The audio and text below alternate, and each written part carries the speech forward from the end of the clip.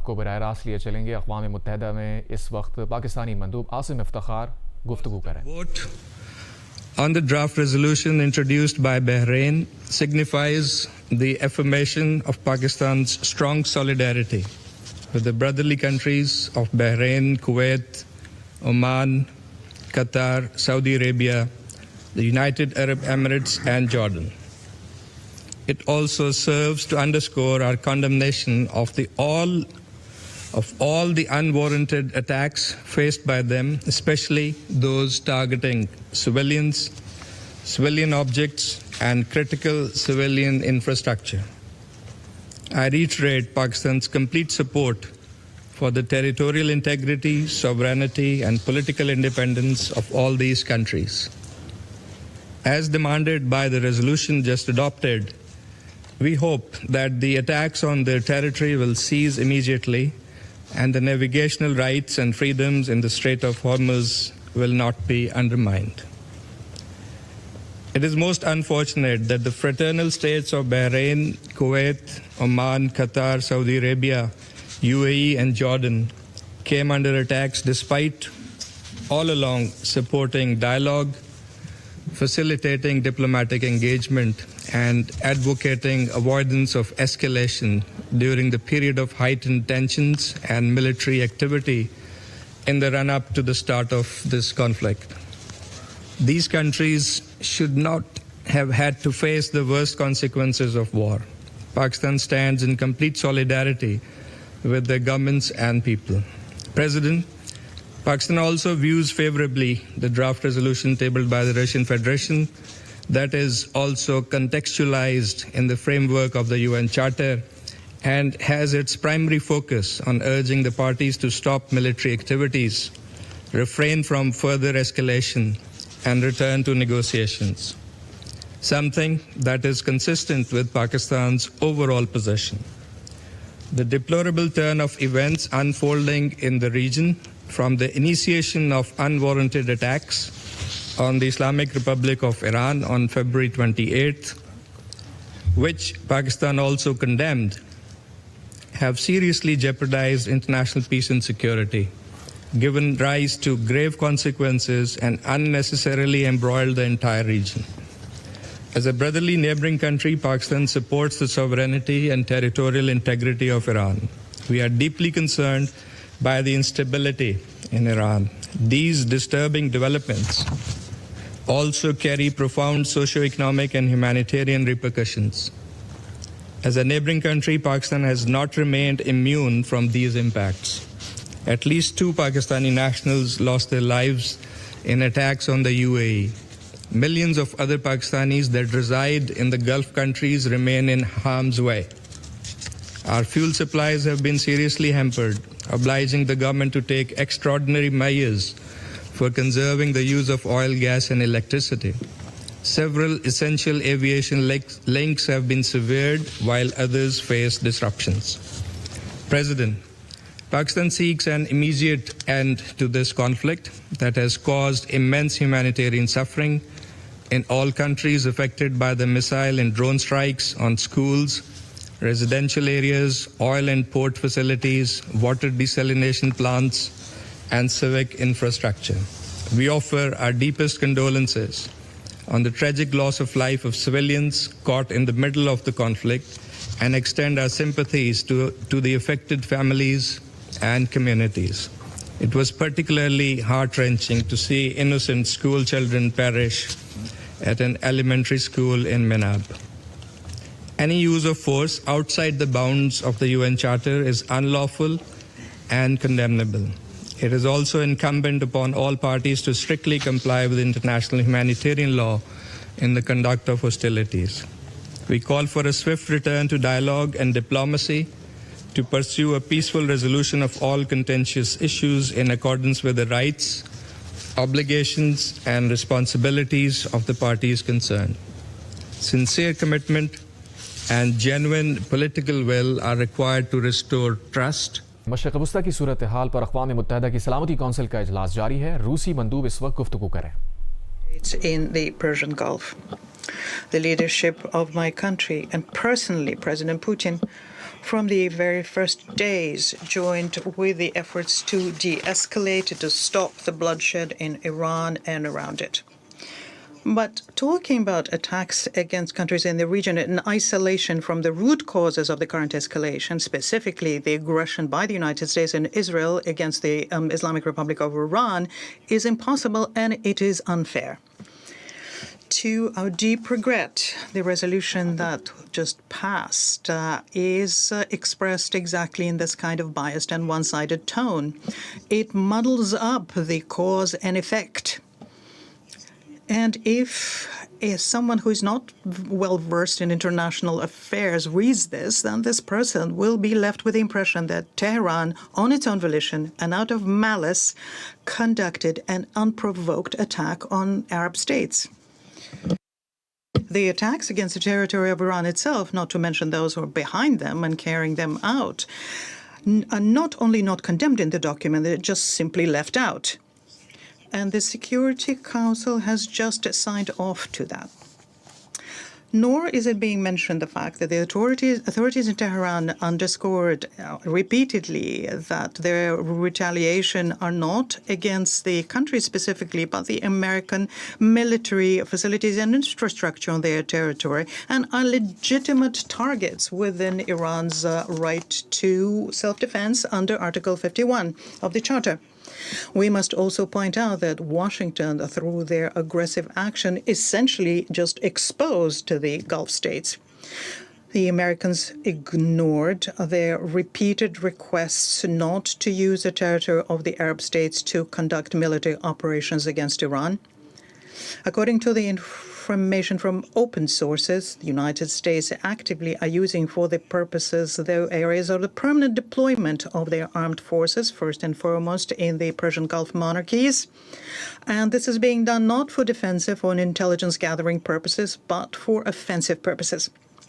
The official site of the American CENTCOM on the 28th of February already, with a reference to its head, Brett Cooper, it was stated that high-precision weaponry against Iran was launched not just from sea and air, but also from land.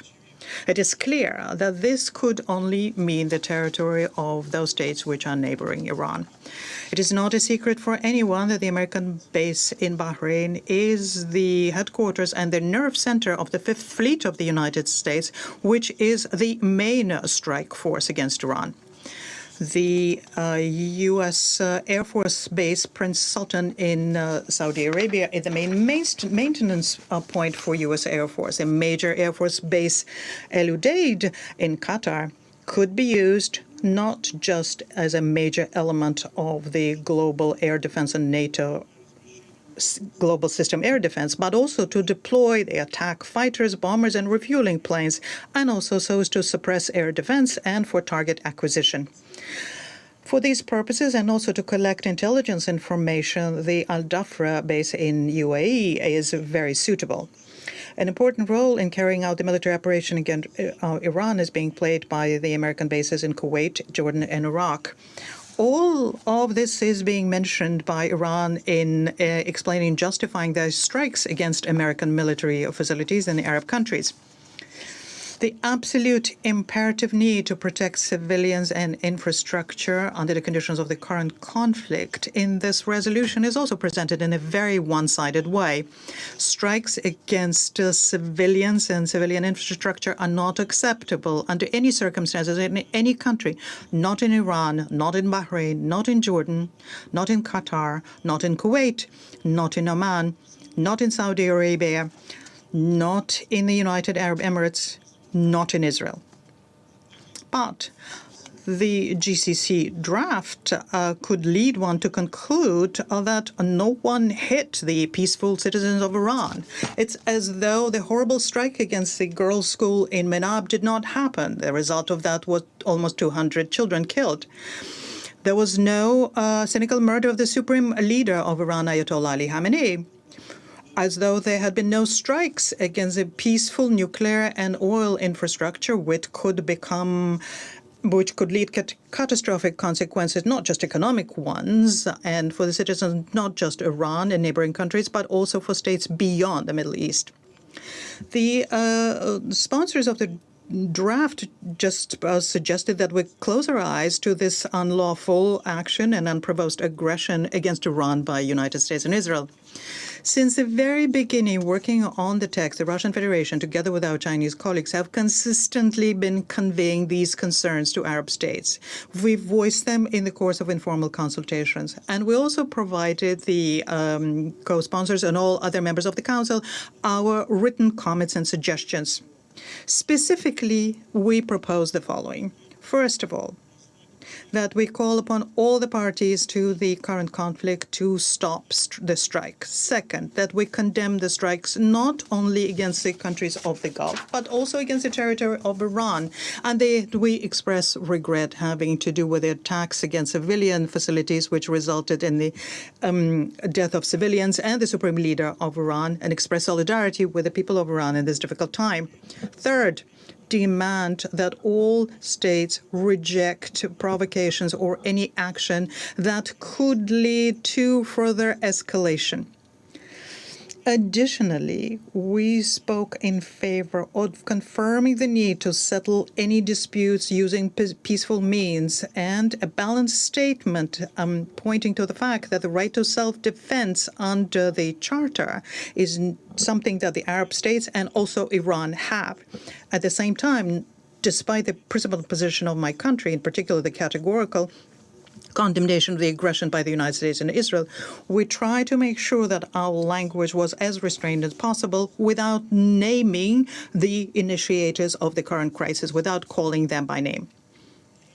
When we were working on this document, we were guided by just one consideration: objectivity. But the authors of the draft resolution simply ignored the position of Russia and China. We are most disappointed by the fact that there was a rejection to include into the text the appeal to the political and diplomatic settlement of the conflict. This was done without any explanations provided, as though we were just saying in a vacuum. We think that such an approach to working on the outcomes of the Security Council is not constructive. It's irresponsible, and it is unfitting for the responsible members of the Council. Mr. President, passing such a resolution cannot lead us to peace in the region of Middle East. It will all worsen the differences between the key players in the region. And we are worried that the GCC countries, as they try to condemn Iran, could end up crossing out all of the recent accomplishments in trying to restore good faith relations with Tehran and push away for many years the prospect of creating a common security space for the entire region. Furthermore, the positive decision of the Council on this document we just had could be interpreted by bad faith actors, and first and foremost by those who started this war, as a blessing to continue aggression actions against Iran. And we appeal to all UN members to understand this. I thank you. I thank the representative of Russia for the statement. I shall now make a statement in my capacity as the representative of the United States. Colleagues, as we woke this morning, civilians, families, children were trapped, sheltering in bunkers all over the Middle East.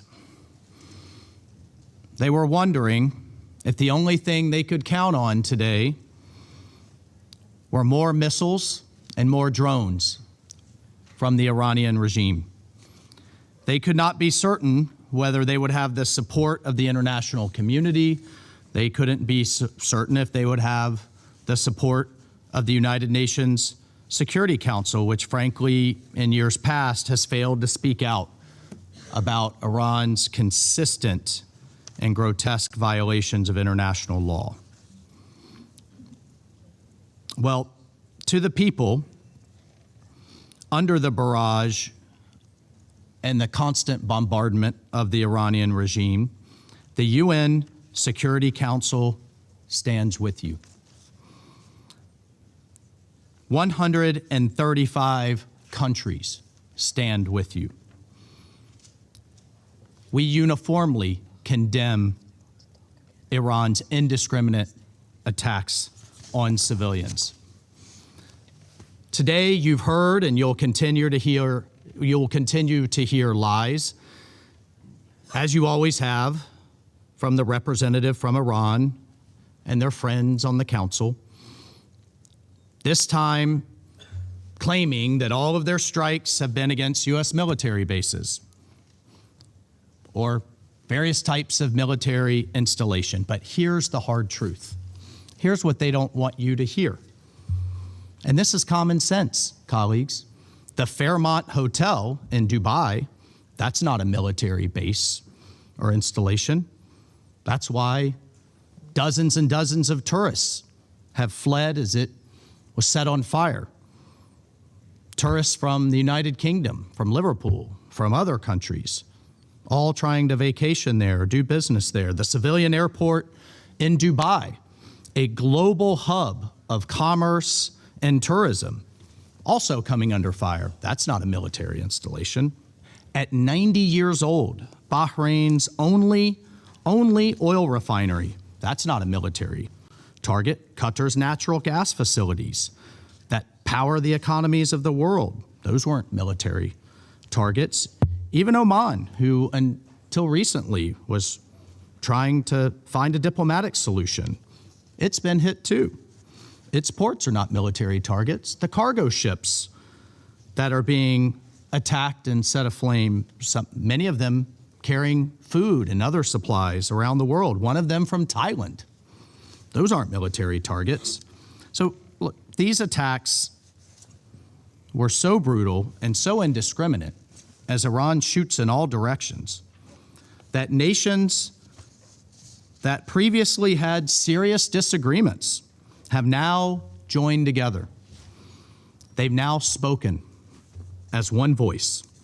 Iran's strategy of sowing chaos, of trying to hold their neighbors hostage, trying to shake the resolve of the region, has clearly backfired, and that was shown by this vote today.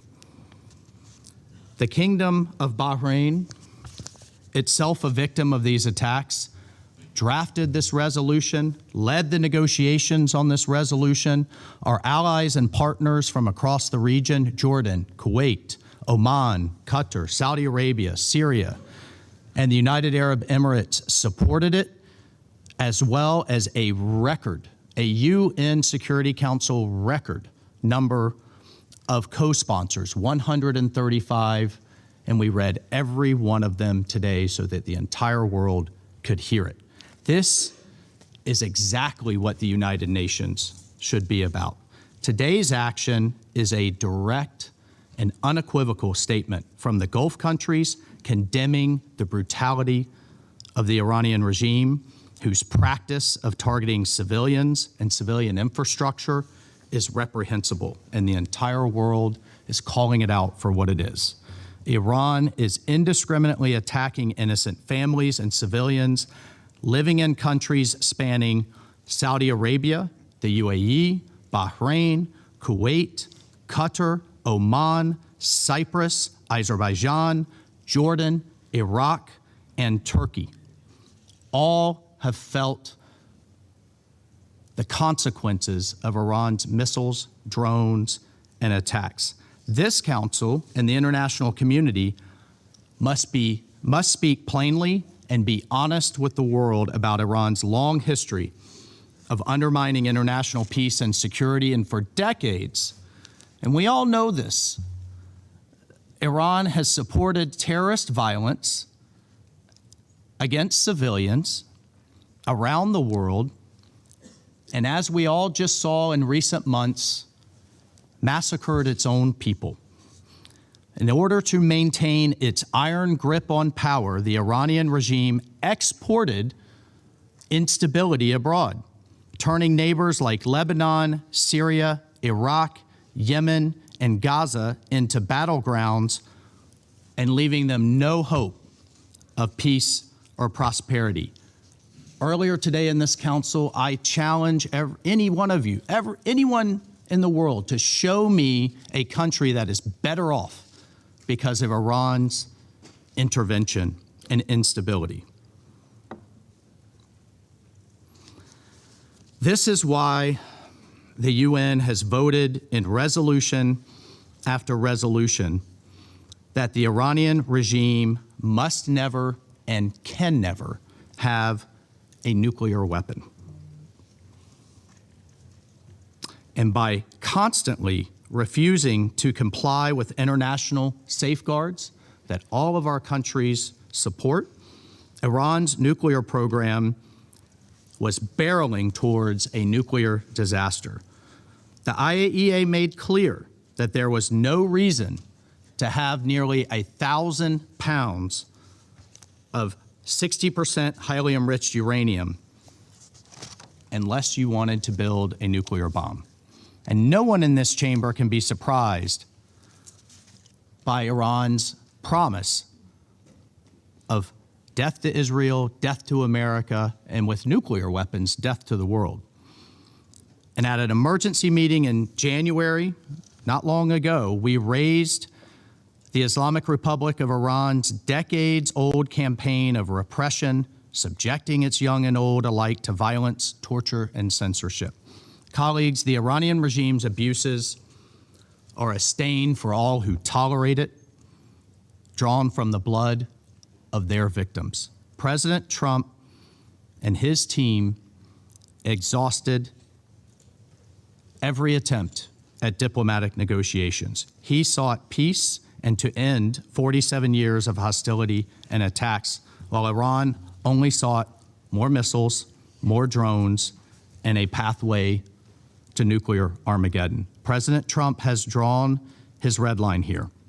Iran crossed it once again, and now the world is facing the consequences. And these consequences that the United States does not bring alone. We are grateful to our partners, Bahrain, who have bravely pushed this resolution forward. We are grateful to the 135 countries that co-sponsored it, and we will never hesitate to hold the Iranian regime to account for its continuing threats to international peace and security. I thank you. I will now resume my duties as Council President. The representative of Bahrain has asked for the floor to make a further statement. Thank you, Mr. President. I apologize for asking to take the floor again. I would like to express sadness for what was involved and what was mentioned by the representative of the Russian Federation regarding GCC member states. I would like to clarify that GCC countries have proposed and exerted a lot of mediation and diplomatic efforts. We have never been territories from which attacks were launched, and our territories were never used to attack other countries. I speak to you now while sirens are sounding in countries, in our countries and in the region, and therefore the Iranian claims are refuted by the facts, because the attacks continue, and they continue against civilian facilities and against civilians. Thank you, Mr. President. I thank the representative of Bahrain for the statement. The Council is ready to proceed to the vote on the second draft resolution before it. I now give the floor to those members of the Council who wish to make statements before the vote. I give the floor to the representative of the Russian Federation. Mr. President, we have already mentioned today the non-constructive nature of the resolution, which was just endorsed today with a condemnation of strikes by Iran against countries in the region, which is one-sided, and we were not convinced of the opposite by the statement just made by the representative of Bahrain. Right now, the Russian Federation is calling upon members of the Security Council to pass an impartial document aimed at urgently de-escalating the situation. This will allow the Council to discharge its direct responsibility to maintain international peace and security. The draft that my country prepared leaves outside of the equation the differences amongst members of the Council on the reasons for the current unprecedented tension on the Middle East. It is simple, it's direct, and it's unequivocal in nature, and it has 4 operative paragraphs. The first one urges all parties to immediately stop their military activities and refrain from any steps which could lead to further escalation in the Middle East and beyond. The second one firmly condemns any strikes against civilian infrastructure and underscoring the obligations of all parties under international law, including international humanitarian law. 3, it underlines the importance of ensuring security of all states without exception in the region. And 4, it strongly encourages all parties concerned to immediately return to a negotiating table without any further delay. We are convinced that all of these elements fully reflect the opinions of Security Council members related to current events, including those opinions that were voiced during Security Council meeting on the 20th of February. At the same time, when we're preparing the text, we intentionally did not name any of the parties. We understand very well that such an approach would have made consensus impossible, and as a consequence would impede the Council in sending a signal of principal importance for the need of immediate de-escalation and for restraint on the part of all conflicting parties. As we're working on the text, the Russian Federation disseminated a document for written comments from members of the Council and also conducted in-person informal consultations. We note that not a single delegation expressed any objections or concerns as regards the text of the text. In this context, we count on all colleagues to demonstrate responsibility and will support the Russian draft, which could become a timely and urgently needed step for a political and diplomatic settlement of the situation in the Middle East. I thank you.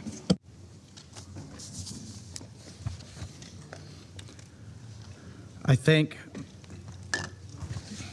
the representative of the Russian Federation for his statement. I shall now put to the vote the draft resolution contained in document S/2026/159 submitted by the Russian Federation. Will those in favor of the draft resolution contained in document S/2026/159 please raise their hand?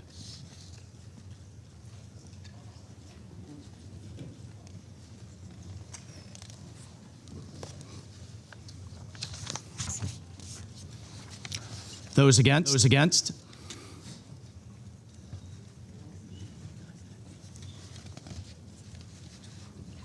Abstentions?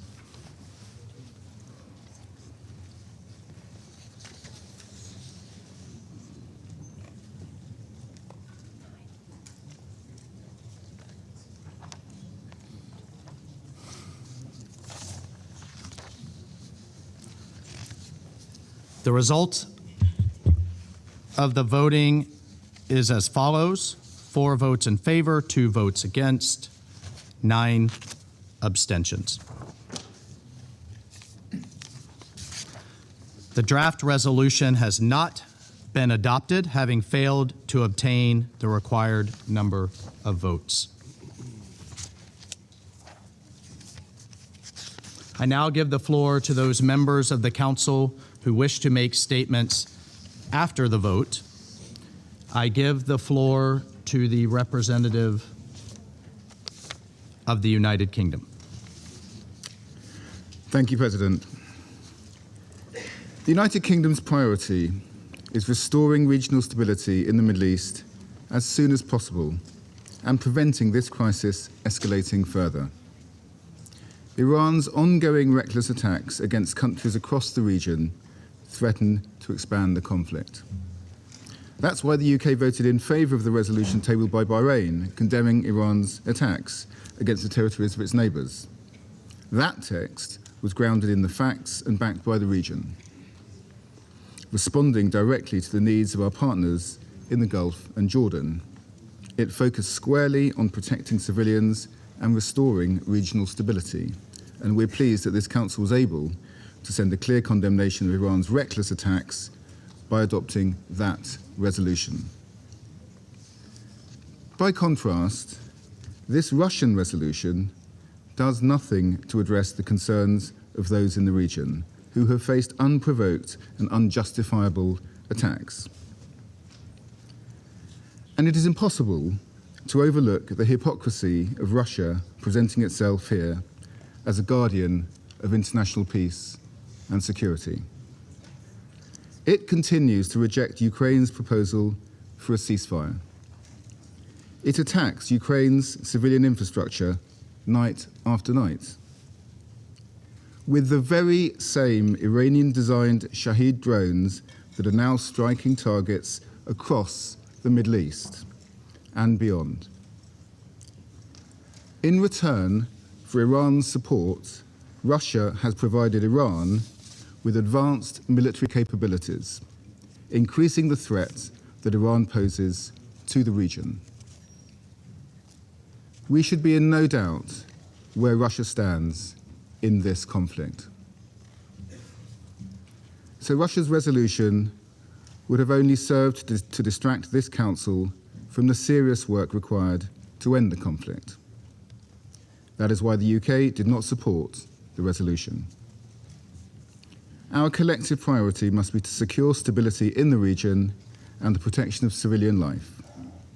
That's what the UK government has been focusing on and will continue to do alongside our allies, including in this Council. I thank you. I thank the representative of the United Kingdom for the statement. I give the floor to the representative of France. Merci, monsieur. Thank you, Mr. President. Mr. President, France did not support the draft resolution presented by Russia on the situation in the Middle East. As I previously stated when I explained our vote on the draft resolution tabled by Bahrain and adopted by an overwhelming majority, France is gravely concerned by the fact that the war in the Middle East continues to rumble on. We share the belief expressed by myriad members of this Council that the military escalation is not in the interest of the region, that respect for international law is the prerequisite par excellence for long-term stability, and that hostilities must stop without delay. We also call for the safeguarding of human life and for the respect of international humanitarian law. Mr. President, while it may claim to have the most noble intentions, the draft text circulated by Russia did not constitute a vital basis around which to bring the Council to find consensus, and it did not meet this crisis with the response it required. The results of the vote lay that fact bare. Elsewhere, the draft resolution said nothing about the overwhelming responsibility shouldered by Iran in the current escalation, including by waging indiscriminate and unjustified attacks against its regional neighbours, which posed no threat to Iran. What was said by the Russian Federation to justify its vote on Resolution 2817 incidentally marked a form of understanding on the part of that country of the Iranian strikes. And yet, Iran for years has visited threats upon its regional environment and on international peace and security. It does so through the network of militia that it finances, or controls and trains in the region.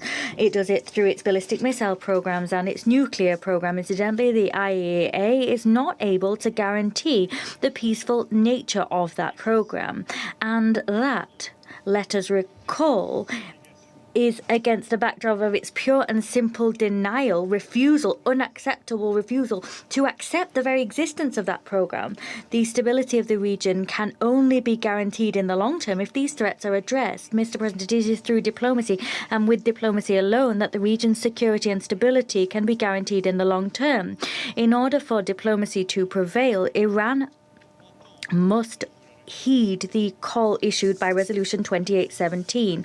Iran must agree to enter into negotiations in good faith to conclude a negotiated oversight of its ballistic missile and nuclear programs, as well as of its regional activities. France will continue to mobilize to achieve such a negotiated solution. I thank you. I thank the representative of France for the statement. I give the floor to the representative of China. President, the draft resolution proposed by Russia reaffirms the purposes and principles of the UN Charter. It urges all parties to immediately cease military actions, condemns all attacks against civilians and civilian infrastructure, and encourages all parties to return to the track of diplomatic negotiations. Its content is principled and balanced, which China welcomes and supports. We are disappointed and regret that the draft was not adopted. This is a war that should not have happened, and a war that benefits no one. The history of the Middle East has repeatedly shown the world that the use of force is not the solution to problems. Armed conflicts only breed new hatred and sow the seeds of fresh crisis. The pressing priority is to immediately stop military operations, prevent the escalation and spread of hostilities, and return to dialogue and negotiations as soon as possible. China will continue to make efforts to strive for peace. I thank you, President. I thank the representative of China for his statement. I give the floor to the representative of Bahrain. I thank you, Mr. President. The Kingdom of Bahrain wishes to sincerely thank the Russian Federation, that friendly country, for its initiative in terms of proposing that draft resolution on the dangerous escalation in the region of the Middle East. We commend that initiative. It reflects the Russian Federation's concern and its desire to contribute to responding to events in the region. We welcome the efforts taken. However, we abstained from the vote and we did not support the draft resolution. That was because that draft resolution adopts a general tone which in no way reflects the dangerous military escalation currently besetting the region. And that is as a result of the attacks waged by Iran, unjustified attacks. Attacks which we must condemn in the strongest terms, attacks which have affected my country and other countries that are members of the GCC as well as the Hashemite Kingdom of Jordan. These attacks are a threat and a violation of the good neighbourly relations policy and of the sovereignty of states. They are also violations of the United Nations Charter and of international law. In view of our responsibilities as countries directly concerned by the situation in the region, we have a preference for giving priority to draft resolutions which we proposed on behalf of the GCC and Jordan. Resolutions which deal with current events in more precise and realistic ways.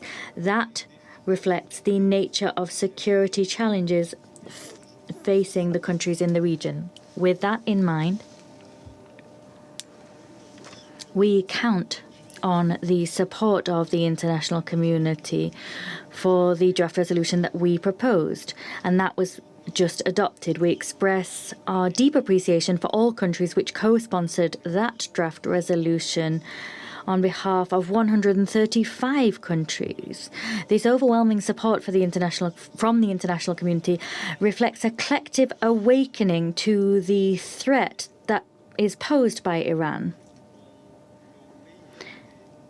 A threat that our countries have been a victim of over the last many years. Thank you.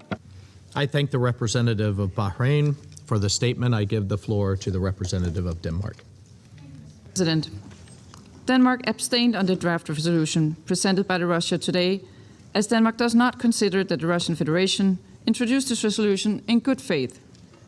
The resolution put forward by the Kingdom of Bahrain represent a genuine effort to respond to the concerns of the region and contribute meaningfully to de-escalation in the Middle East. That resolution, which the Council has just adopted, has a clear operational focus guided by the region, which should be the direction of our collective efforts.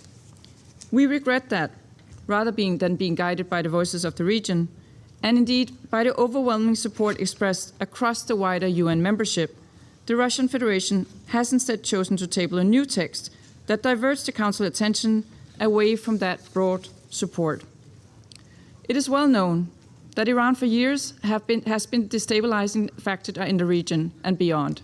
Now, the regime in Tehran continues its destructive behavior by attacking countries in the region, including civilians and civilian objects, disrupting maritime security, and threatening regional stability, international peace and security, and the global economy. None of this is reflected in Russia's draft resolution. For this reason, Denmark did not support the resolution presented by Russia today. I thank you. I thank the representative of Denmark for the statement. I give the floor to the representative of Latvia. Thank you, President. Latvia voted against the resolution submitted by the Russian Federation for the following reasons. Latvia unequivocally supports the fundamental principles of the Charter of the United Nations recalled in this text, including the prohibition of the use of force against the territorial integrity or political independence of any state, as well as the international law, including international humanitarian law, protecting civilians and civilian infrastructure.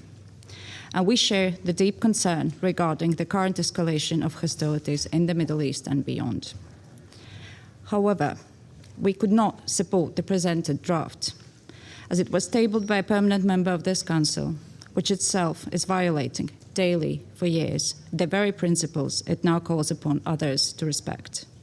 The aggression, use of force against territorial integrity and political independence, continued attacks against civilian infrastructure and civilians carried out by Russia in Ukraine stand in total contradiction to the commitments invoked in this draft. It is cynical and represents hypocrisy of the highest order. Iran is now attacking civilians and civilian infrastructure in the region and beyond with the same weapons it is supplying to Russia to attack civilians in Ukraine. So we agree this is not a resolution submitted in good faith. And despite our agreement with the values and objectives outlined in the text, Latvia was compelled to vote against. I thank you. I thank the representative of Latvia for the statement. I give the floor to the representative of the Russian Federation. Mr. President,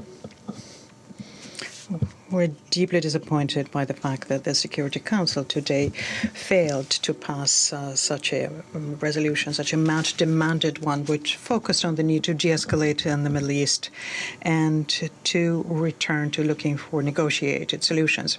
We would like to express our appreciation to those colleagues which spoke in favor of the document Russia presented. We think that their behavior was responsible and principled, as befits members of the Security Council. Unfortunately, some of the colleagues did not manage to muster enough strength and wisdom within them to make the only correct decision, and many of them did it deliberately, because the main thing for them is to march in step with their elder brother and to listen to that brother's commands. They have just rejected the possibility for the Council to send an unequivocal demand to immediately stop hostilities and settle any and all disputes peacefully. And this shows very clearly, yet once again, that all of the loud statements on the part of those countries about how committed they are to international law, UN Charter, peace, are nothing more than empty rhetoric. Their position is dictated purely by their short-term political interests, bloc solidarity, and the fear that they might fall out of favor with their elder friends. More than that, It is for these reasons that they prepared to continue further undermining the authorities of the Council. It is very telling that neither one of the delegations who spoke against or abstained during the voting did not manage to explain what it is that they found objectionable in our text. And the routine statements, such as the need to focus on the resolution which was put forward by Bahrain and the GCC countries, does not withstand any criticism. The Russian draft was in no way contradictory to the documents submitted by the countries of the region. It did not contain anything that was mutually exclusive in relation to that. Therefore, such words is just an absurd attempt to justify their fear to speak in support of the initiative, regardless of how balanced and depoliticized it is, only because it does not benefit those who truly provoke the bloody events in the Middle East. And what is even more dangerous is that what's behind their decision are other geopolitical goals, and the responsibility for any negative consequences on the ground that will come in the wake of partiality and responsibility of members of the Council rests entirely with them. That voting was a litmus test and, forgive me, an invitation to show your true colors. And we are very curious to find out, do those countries which did not support the resolution, do not understand how pathetic they look? We've already mentioned that this is not even double standards. This is surreal. This is living in the through-the-looking glass world. And it's just a disgrace. We are going to now remind you of that when in other situations you will try to present themselves as advocates of international law. Regardless of the outcome of the voting today, Russia will continue making all efforts possible for the as quickly as possible end to the confrontation in the Middle East and settling any differences using peaceful means. And we will help the countries in the region and all countries in the conflict. And we count on a similar अक़वाम मुत्तहिदा की सलामती council का इजलास इस वक्त जा रहा है और मुख्तलिफ ममालिक के मंदूबीन इस वक्त गुफ्तगू कर रहे हैं। सलामती काउंसिल में रूस की जंगबंदी की करारदाद मंजूर ना हो सकी। अमेरिका ने रूस की जंगबंदी करारदाद वीटो कर दी। करारदाद के हक़ में 4 और मुखालफत में 2 वोट डाले गए।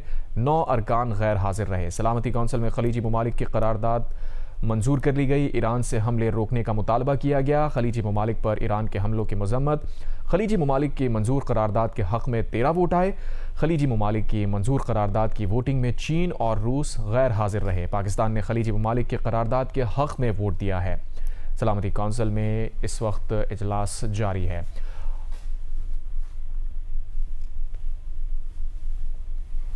सलामती काउंसिल में रूस की जंगबंदी की करारदाद मंजूर ना हो सकी। अमेरिका ने रूस की जंगबंदी करारदाद वीटो कर दी। करारदाद के हक़ में 4 और मुखालफत में 2 वोट डाले गए।